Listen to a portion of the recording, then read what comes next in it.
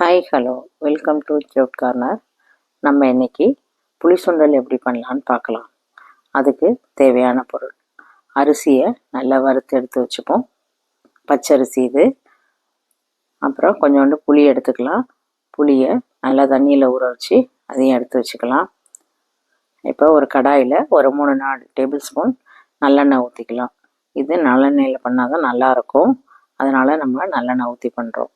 அதில் ஒரு table spoon கடுகு போட்டு நல்லா தாளிச்சிக்கலாம். நல்லா பொரிஞ்சு வரட்டும் கடுகு பொரிஞ்ச பிறகு கொஞ்சோண்டு துவரம்பருப்பு போட்டுக்கலாம். இதுக்கு வேறு எந்த பருப்பும் தேவையில்லை, துவரம்பருப்பு மட்டும் போட்டு பண்ணலாம். இதை நல்லா துவரம்பருப்பை இப்போ நல்லா வறுத்துப்போம். நம்ம வறுத்து எடுத்து வச்சுக்கலாம். இப்போ நல்லா வறுத்த பிறகு நம்ம இப்போ அதில் மிளகா போட்டுக்கலாம். சேப் மிளகா போட்டுக்கலாம்.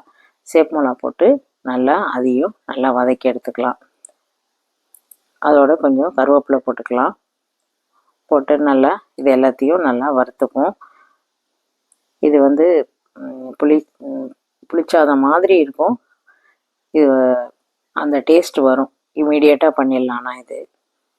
இப்போ அதில் கொஞ்சம் பெருங்காயம் போட்டுக்கலாம். இது எங்கள் அக்கா பண்ணிகிட்ருக்காங்க, அவங்க தான் எனக்கு இதை சொல்லி கொடுத்தாங்க. இது ரொம்ப சீக்கிரமாக பண்ணிடலாம்.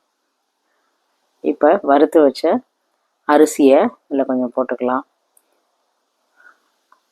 நான் இப்போ 1 கப் அரிசி எடுத்திருக்கேன். இந்த 1 கப் அரிசியை அப்படியே வறுத்து வச்சதை அப்படியே போட்டுக்கலாம். அதோட கொஞ்சம் மஞ்சத்தூளையும் போட்டு எல்லாம் மிக்ஸ் ஆகிற அளவுக்கு வறுத்துக்கலாம். ரொம்ப வறுக்கணும்னு அவசியம் இல்லை, எல்லாம் மிக்ஸ் ஆனால் போதும், அந்த அளவுக்கு பண்ணிக்கலாம். இப்போ நம்ம அதுக்கு அந்த புளி தண்ணி எடுத்து அதில் ஊற்றிக்கலாம். 1க்கு 3 கப்பு தண்ணி கிட்டத்தட்ட தேவைப்படும், அந்த அளவுக்கு இதாகும். அதனால் நம்ம கொஞ்சம் பொலன்னு இருக்கும். அதில் கொஞ்சம் உப்பு போட்டுக்கலாம். உப்பையும் போட்டு நல்லா மிக்ஸ் பண்ணலாம். மிக்ஸ் பண்ணிட்டு ஒரு மூடியை போட்டு நம்ம நல்லா மூடி வச்சுருவோம். இது நல்லா சிம்மில் வச்சு கொஞ்சம் நேரம் ஆகும். ஒரு 15-20 நிமிஷத்தில் இது ரெடி ஆகிடும். அப்பப்போ அதை எடுத்து கொஞ்சம் மிக்ஸ் பண்ணி விட்டுக்கிட்டோன்னா அடி பிடிக்காமல் இருக்கும். அதனால் நம்ம அப்பப்போ கொஞ்சம் எடுத்து மிக்ஸ் பண்ணி விட்டுக்கலாம்.